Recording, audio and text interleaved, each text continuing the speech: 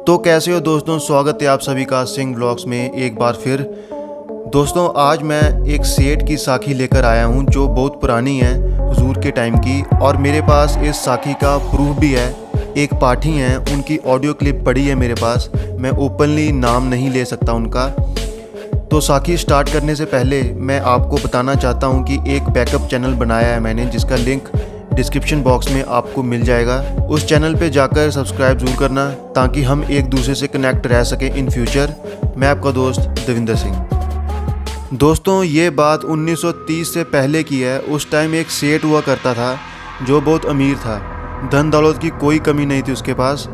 जब उसका अंतिम समय आया तो वो बीमार पड़ गया और काफ़ी हकीमों से, वैद्यों से, डॉक्टर्स से इलाज करवाया पर ठीक नहीं हो सका। सब कुछ करके देख लिया, हर तरह का इलाज करवाया, आयुर्वेद, यूनान, फिर भी बात नहीं बनी। फिर किसी ने कहा कि जादू टूना करवा के देख लो। फिर उसने ब्लैक मैजिक भी करवाया तो भी बात नहीं बनी। फिर किसी ने उसको कहा, सलाह दी कि ऊँटनी का दूध पियो, शायद उससे सही हो जाए। वो भी मंगवाया इतनी दूर से।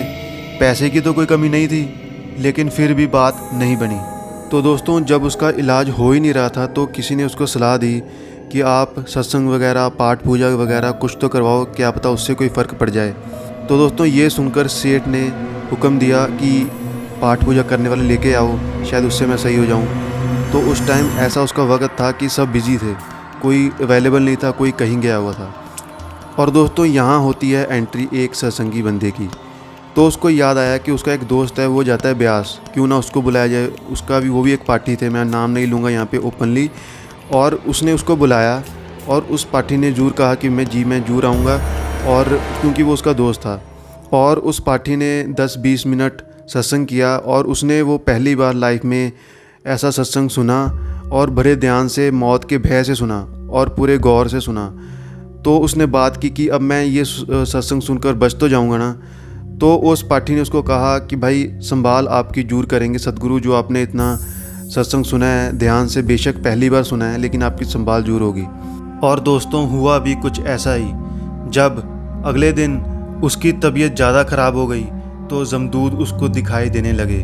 उसका क्योंकि आखिरी वक्त था, इसलिए वो चिल्लाने लगा ज़ोर ज़ोर से, अपने आसपास के फैमिली मेम्बर्स को, लोगों को बुलाने लगा कि भाई मुझे बचाओ, ये मुझे दिख रहे हैं, मुझे डरा रहे हैं जमदूद, काल के जमदूद। इनका मुंह काला है और हाथ में इन्होंने वो पकड़े हैं तीखे तीखे औजार, मुझे मारने के लिए, मुझे डरा रहे हैं और मुझे लेने के लिए आए हैं, और मुझे मेरे जो कर्म हैं वो मुझे गिना रहे हैं। तब वो भागे भागे आए। उसके जो आसपास रहते थे भाई बंधु, जो उसके फैमिली मेम्बर्स हैं, उन्होंने आकर, उनके पास राइफ़ल थी, राइफ़ल लेके आए और भी हथियार लेकर आए और उनको, सेठ को बोलने लगे कि बताओ कहाँ पर हैं, हम यहाँ पे, हम आपको कुछ नहीं होने देंगे।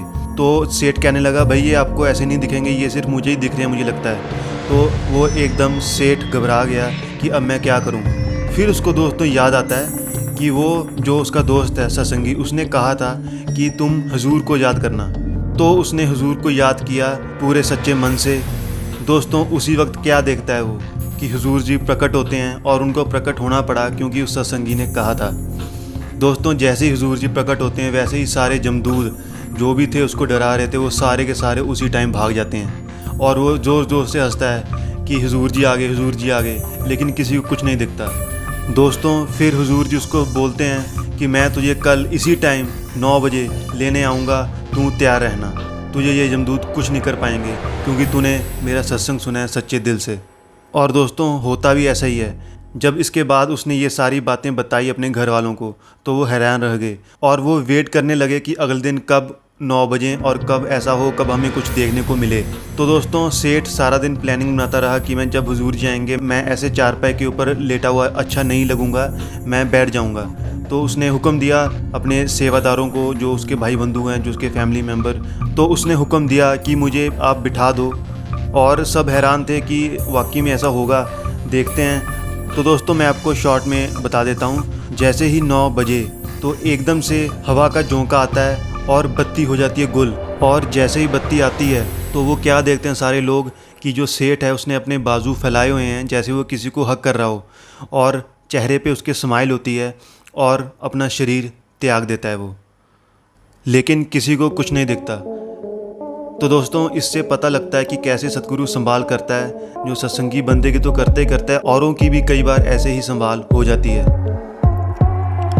जैसा जैसा उस सेठ ने कहा वैसा वैसा ही हुआ और वो सारे हैरान रह गए। दोस्तों साखी कैसी लगी आपको कमेंट करके ज़रूर बताना, और चैनल पे नए हो तो चैनल को सब्सक्राइब ज़रूर कर लेना, और डिस्क्रिप्शन बॉक्स में मेरे बैकअप चैनल का लिंक है, जाकर सब्सक्राइब ज़रूर कर लेना। मैं आपका दोस्त देविंदर सिंह मिलता हूँ किसी और वीडियो में, तब तक के लिए टेक केयर, बाय बाय।